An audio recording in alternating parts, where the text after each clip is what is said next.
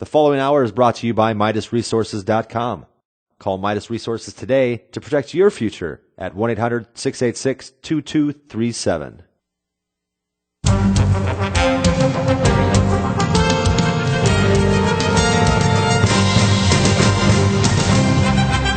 This is the Nutrimedical Report with Dr. Bill Deagle and Tim Alexander, Earl Sterling. Dr. Bill will be right back. I think I hear him now. Is this Bill? No. Well, he'll be back in just a second.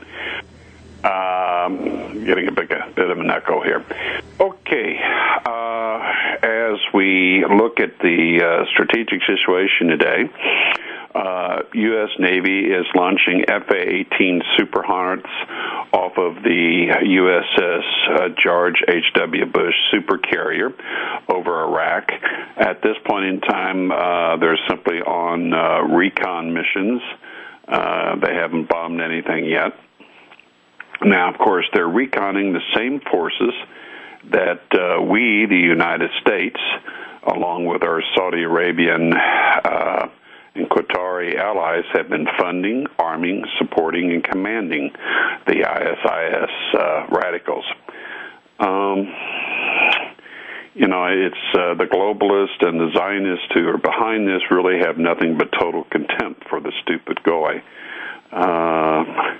They're setting us up to get back into Iraq, but it's not about Iraq. It's about Syria. It's about Iran. It's about a general Middle Eastern war that will morph into the Third World War, or at least that's what they're planning on. Time will tell exactly how that happens. Already they're talking about a second Desert Storm. Remember, the ISIS operates primarily in Syria as well now as in Iraq. So if you're going to go after them, that means you do airstrikes not only in Iraq, but in Syria. And that's what this is all about, because it's a way to get American and allied fighters bombing Syria, supposedly to stop the ISIS radicals.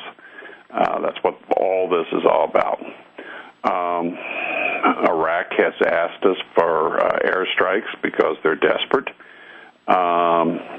Their large Bala oil refinery is surrounded by ISIS troops. Hey, Tim, I'm back.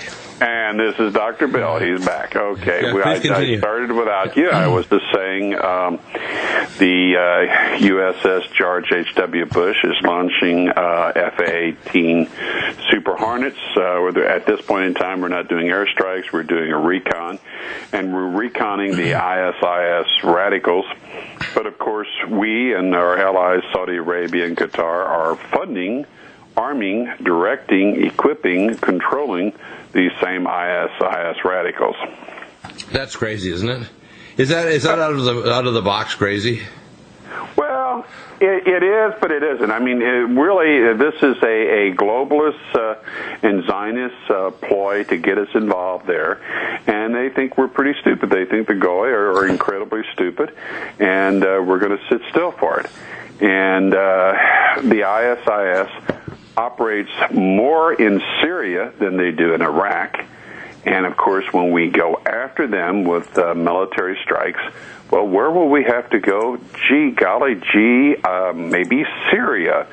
So this is something that they've tried to do for almost 2 years now, is to come up with an excuse the public will accept to strike Syria.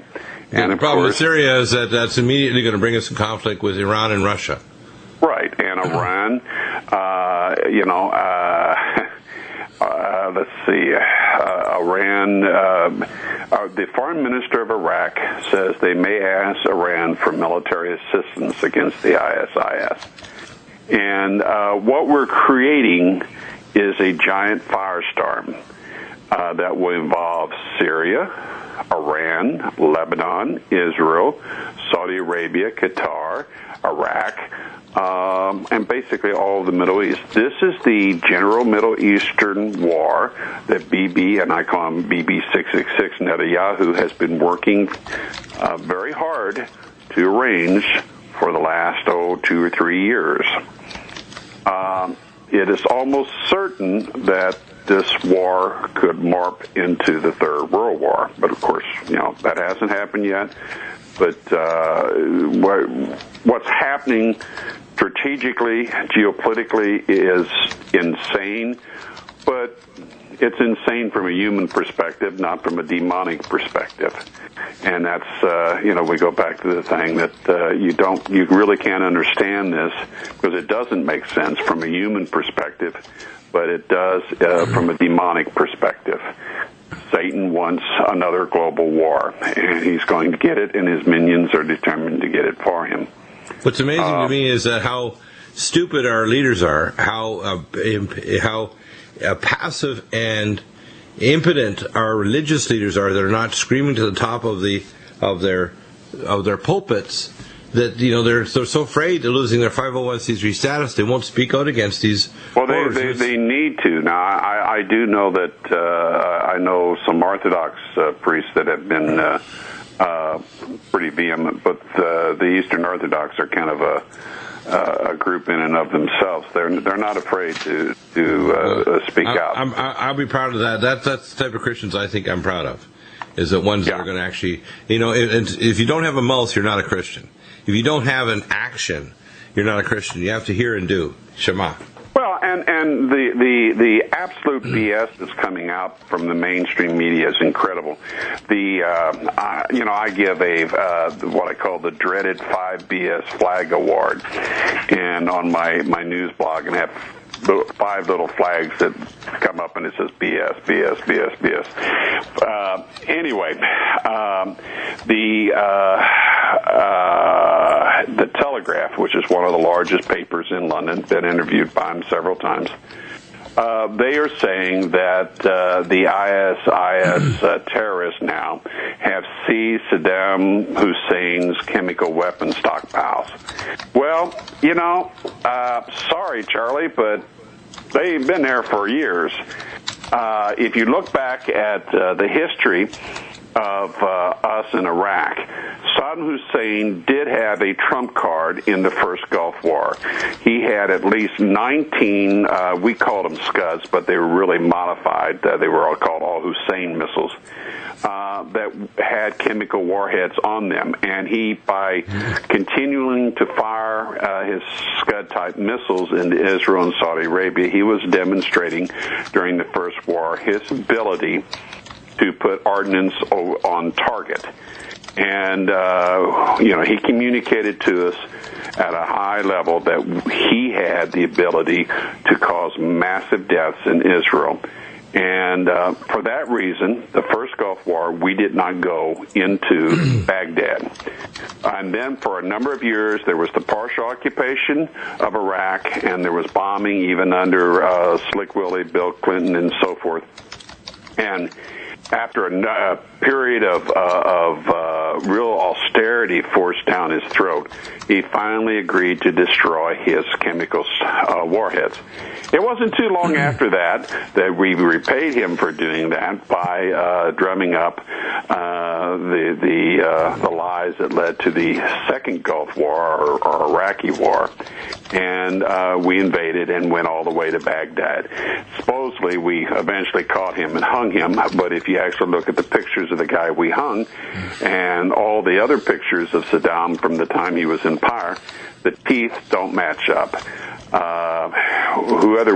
If we really did hang the guy, he was a double. There was a Russian air transport plane that left the night before the invasion, and it's theorized that Saddam was on it and spent a few billion to buy himself safety in Russia. That's speculation, but it kind of fits what happened. In any case, there is no chemical weapons stockpile for the ISIS troops to have seized. But we're being told now, see, they're these characters, they got chemical weapons. So it's the usual propaganda of psychops to get the public behind, well, we got to do something. Let's at least bomb these characters, Right. In fact, that's the latest hoo-ha I heard, is that the ISIS has now seized the chemical weapons. Crazy, isn't it? There are no chemical weapons that have been seized. Right. will be. What a glorious time to be free.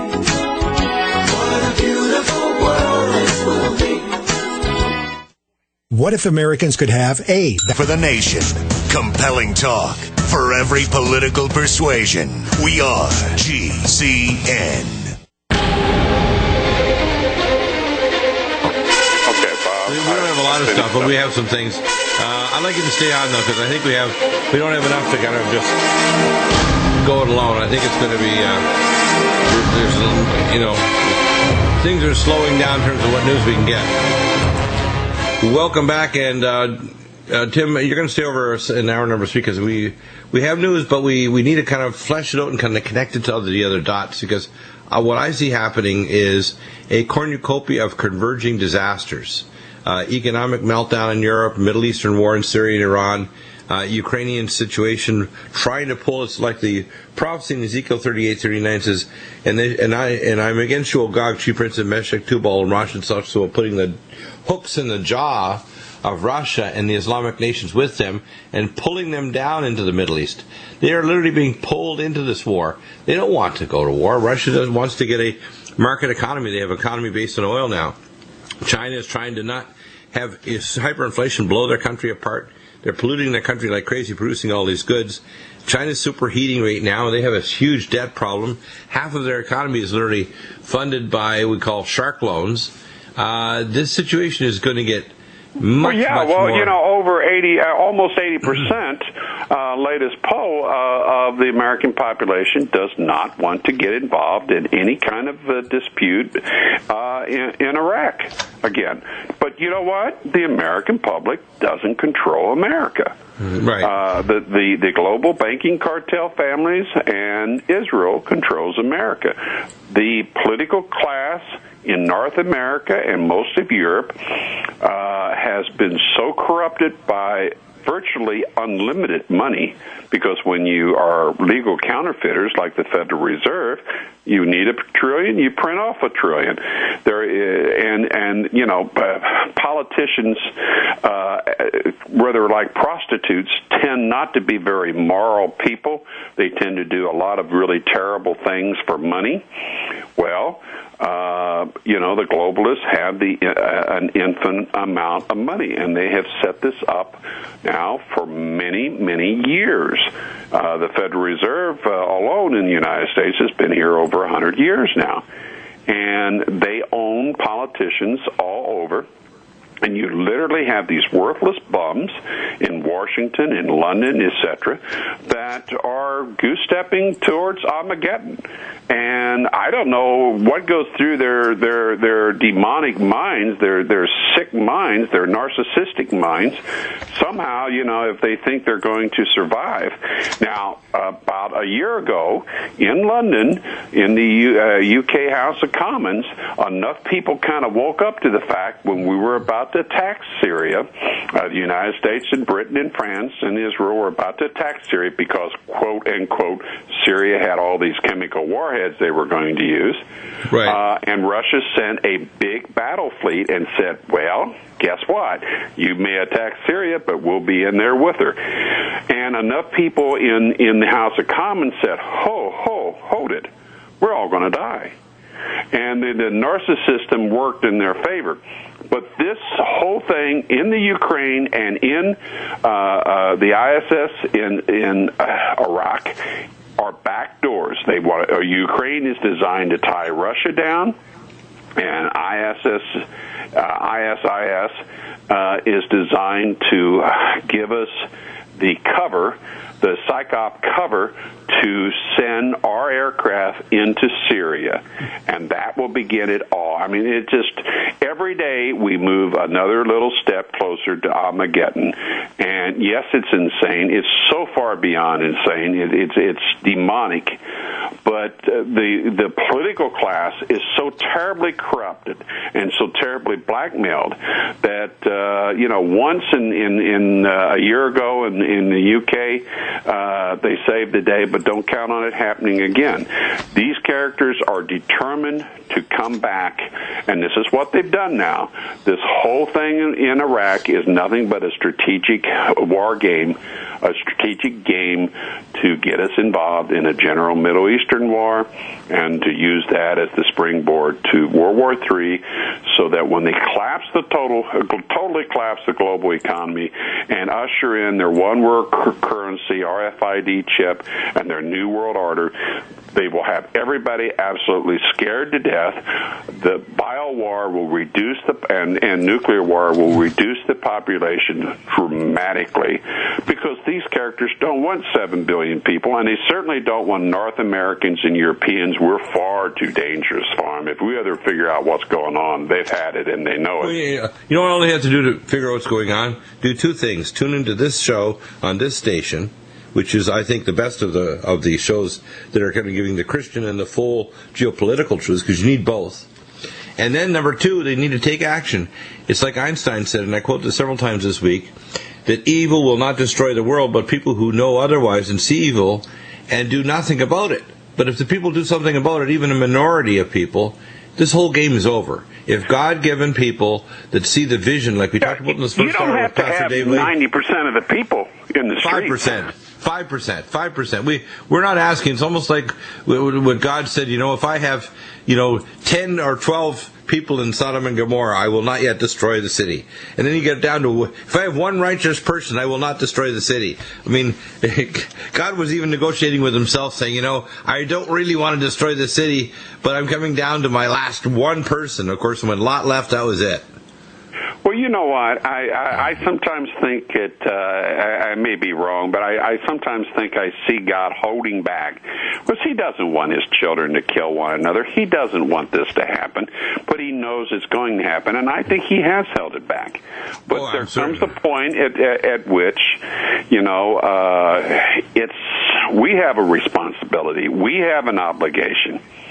And when your congressman and your senator comes to your town and he gets up there and he shovels the manure, it's time to pick it up and throw it right back in his face.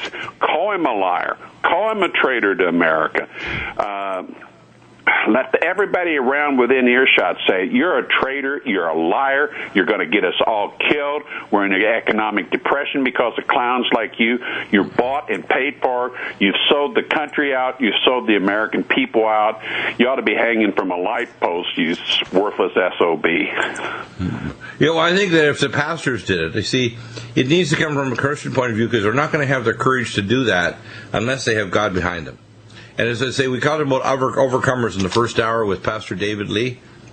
The problem is it should be led by Christians more than anybody who is. Now, a pastor might not say you should be hanging from a light post, you SOB, but at least he'll get the message out. He should call out for justice. See, what you do is you pray for people, you pray for Obama, you pray for our leaders, and when you pray for them, God says, when he's given the last drop of grace, and he brings judgment.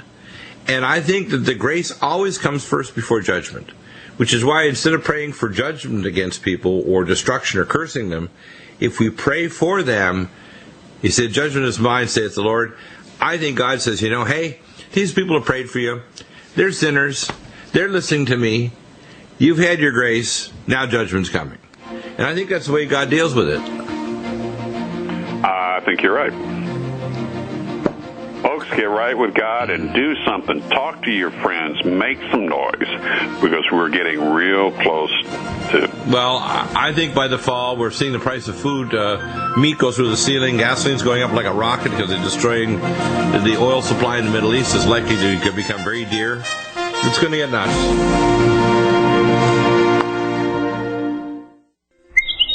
Springtime is save big time at Herbal Healer Academy. Long-term customers know spring is the time to stock up at herbalhealer.com. And for new customers, welcome to the web's best place to save on vitamins, minerals, and more. Log on for spring specials, including our 500 parts per million. Bill is back. Hi, Chris. Hey, Dr. Hey, Tim's here, too. I'm here. Chris, I've got your reports posted. I want you to summarize, and then we'll get into trying to connect some dots here. Welcome back to the Nutrimedical Report. We're joined by Chris Harrison. And Tim Alexander's still here. Chris, let's summarize the reports of what you've posted up today on Fukushima, the WIPP reactor, the seismic testing, the NRC started with Jasko before he was removed from his position. So what's the latest? I thought I was just talking with Tim. I thought the most important article that I've read today, I think that was courtesy of John Stokes' info, was that the U.S. taxpayers looks like there's an agreement for us to shoulder the burden of cleaning up Fukushima. And I did send you that article. And the U.S. I see that. It says U.S. taxpayers may end up paying for Fukushima disaster. Yeah, we're in the tailpipe of this mess, aren't we? Yeah, but also, right now it's kind of late, in the game. And all of a sudden now they're going to want more money, and they're going to go ahead and squeeze the American public for it. There's supposedly an agreement. Now, I didn't dig into it and verify and confirm that there's a whole bunch of how this works and everything else. But that's the only article I read. I said, I'm appalled that now after the fact, way after the fact, when it's going to cost so much more money, when an ounce of prevention could have prevented a lot of this. I'm going to invent a new word in the English language. I'm going to say this: I am unsurprised. I'm unsurprised too, but I'm just going to say that I am unsurprised. I am unbewildered. How's that? Another word. Yeah, I'm unimpressed either by this. Exactly. So, guys, since we're going to be printing all these trillions of dollars, and of course they're going to be worthless pretty soon, could they just kind of ship $1 billion my way? I mean, even for 6 months or so, I could probably have a lot of fun with $1 billion. And it's just I remember in the bucket. I had a friend of mine in the Hungarian Revolution that left in 1968, and he smuggled across the border. And he was pretty athletic. He was involved as a wrestler in Hungary. And he told me how the money became so valueless, just like the Weimar Republic of Germany, that they would wallpaper their outhouses because it was high-quality paper for the money, but it was worthless for anything other than that. And, of course, the colors were so bizarre, you'd only wallpaper the outhouses. You wouldn't put it in your house unless you had a really poor sense of taste. High-quality paper, but bad design. I'm not going to touch that. No way. I don't know. Unfair. It's unfair. I mean, you're looking at somebody making an agreement on my behalf, and I'm not agreeing to pay for all this. Now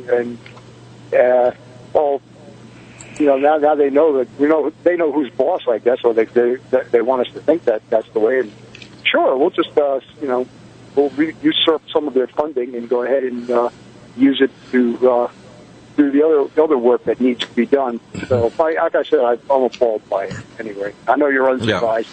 Yeah. Let's go through all the news. It says TV trouble reported near ice wall. Now, last week we got on E&E News again.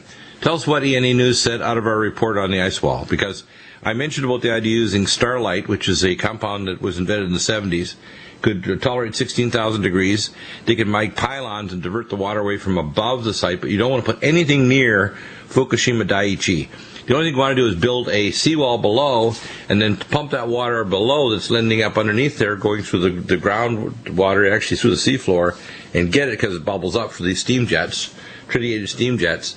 And you want to take that water and then filter it with a proper system, not the ALP system that's useless. And by the way, the same people that designed the ALPS, and you found this out, right, Chris.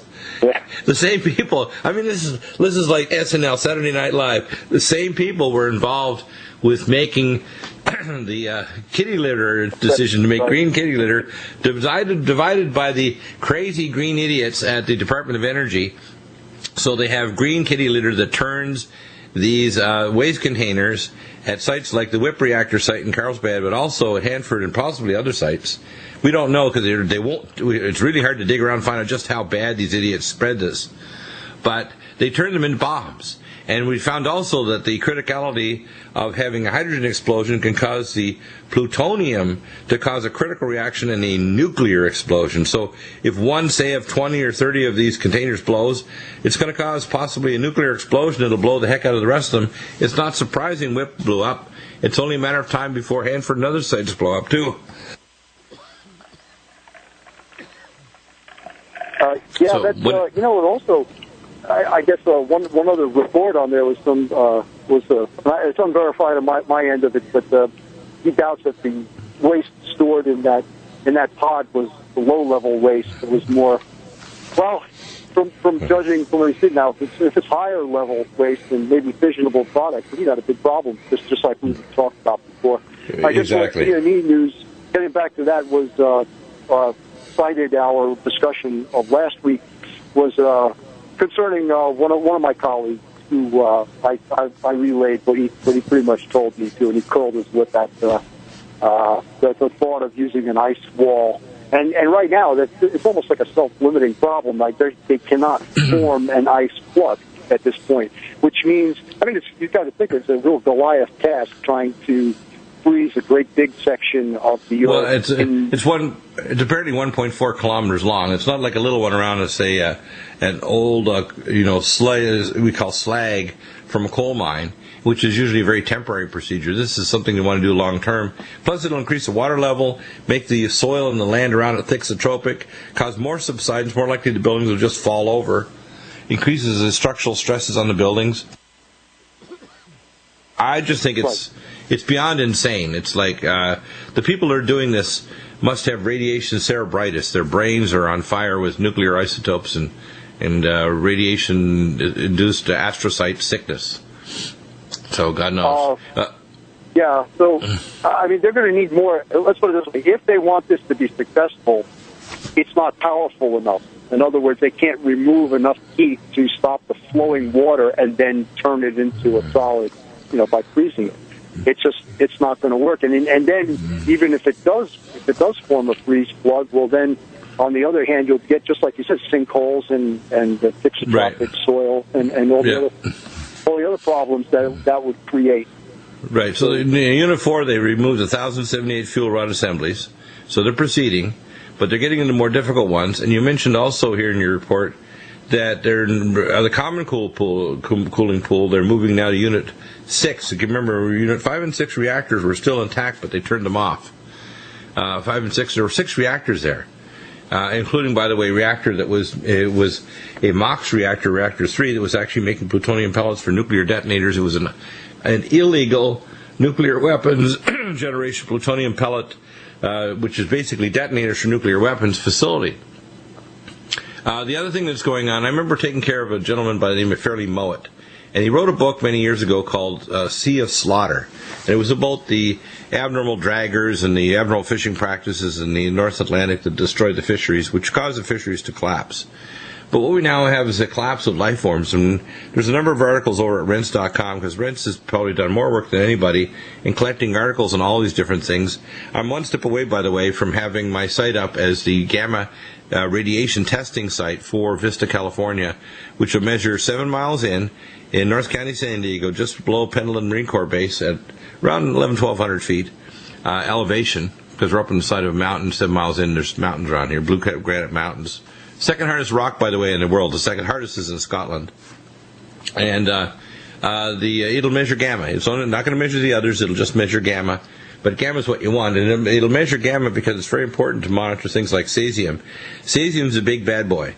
It will not measure strontium because it's a beta emitter. And unless you get a lot of it, you're not going to pick up beta emitters unless you bring it right over by the... But gamma will go right to the front screen of this device. If your count's going up in gamma, it means you're getting a surge of real nasty radioisotopes. Plutonium, which is a gamma emitter, cesium-137. These are nasty, nasty. Concentrates in glands, causes cardiac arrhythmias, destroys brain tissue, all the glands in your body. Nasty stuff. Back in a moment.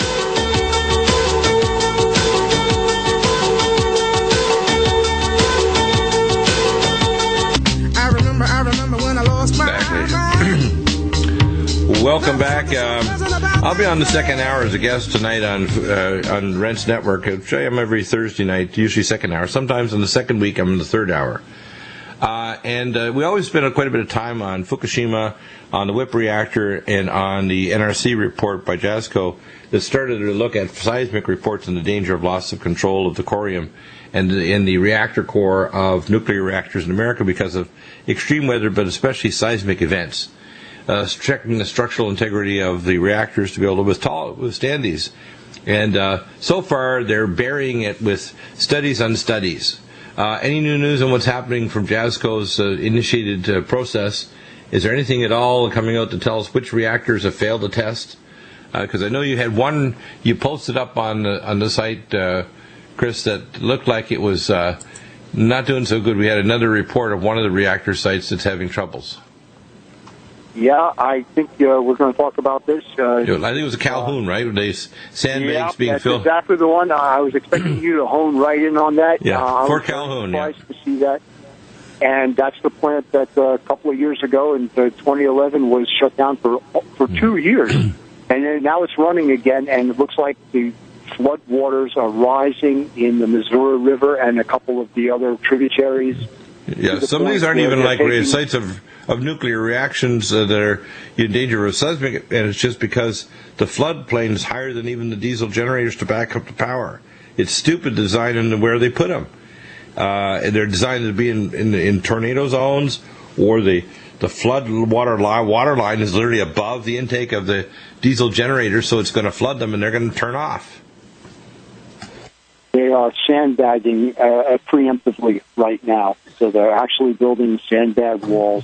And I showed you that video. That was courtesy simplyinfo.org. And so, and it was, like I said. And how many of the big question is, how many reactors have failed the test in terms of seismic testing, which they're supposed to have all the data out by now? It's a couple months.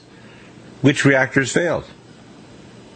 Well, the ones that I've seen, they all have something to do. So they all failed, in my opinion. In other words, all the reactors like Diablo Canyon in California, all the reactors sitting near the New Madrid fault system, and there's fault lines all over America. It turns out that many of the reactors are on coastal areas or on rivers.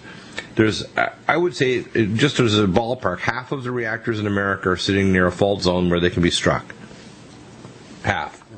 And a number of other ones are in additional extreme weather, or they're literally designed below the high water mark so the water can flood out the diesel generator so there's no backup power. Guys, you realize if we do get into, if not tomorrow, 5 years down the road, whenever, God knows I don't, World War III, what's going to happen if you have EMP weapons going off, so you lose your grids all over the country?